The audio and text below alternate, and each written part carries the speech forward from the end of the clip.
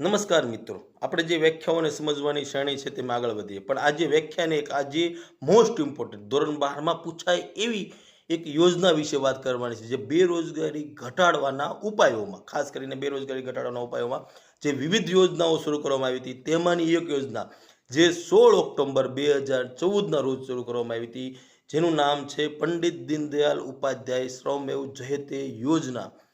બરોબર, તેનો મુખ્ય હેતુની વાત કરીએ, મુખ્ય હેતુ સમજવાની વાત કરીએ તો મિત્રો, અસંગઠિત ક્ષેત્રોમાં રોકાયેલા જે મજૂર વર્ગ છે, અસંગઠિત ક્ષેત્રોમાં રોકાયેલા મજૂરો, કામદારો માટે તેમની સુરક્ષા અર્થે યોગ્ય વાતાવરણ પૂરું પાડે એટલા માટે, એટલે ઔદ્યોગિક વાતાવરણ પૂરું પાડે એટલા માટે, કૌશલ્યનું નિર્માણ થાય, નવી ટેકનોલોજી શીખે, નવું આવક મેળવે, વધુને વધુ સારી આવક મેળવે, તે હેતુસર આ યોજના 16 ઓક્ટોબર 2014ના રોજ શરૂ કરવામાં આવી હતી. જેનું ઓલરેડી વિભાગ ધોરણ 12ની બોર્ડની એક્ઝામમાં પૂછાય તો વિભાગ બીમાં પૂછાય છે. ખાસ કરીને એની તારીખ પૂછાય છે, જે 16 ઓક્ટોબર 2014ના રોજ શરૂ કરવામાં આવેલી પંડિત દીનદયાળ ઉપાધ્યાય શ્રમમેવ જયતે યોજના. અસંગઠિત ક્ષેત્રના કામદારો એટલે કે આપણે એ સમજવાનો પ્રયત્ન કરીએ.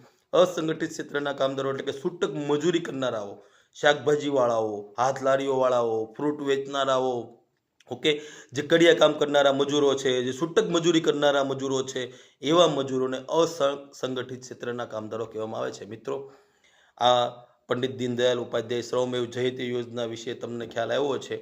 ઓકે, અહીંયા મારો આ વિડીયો પૂરો થાય છે. જય હિન્દ, જય ભારત.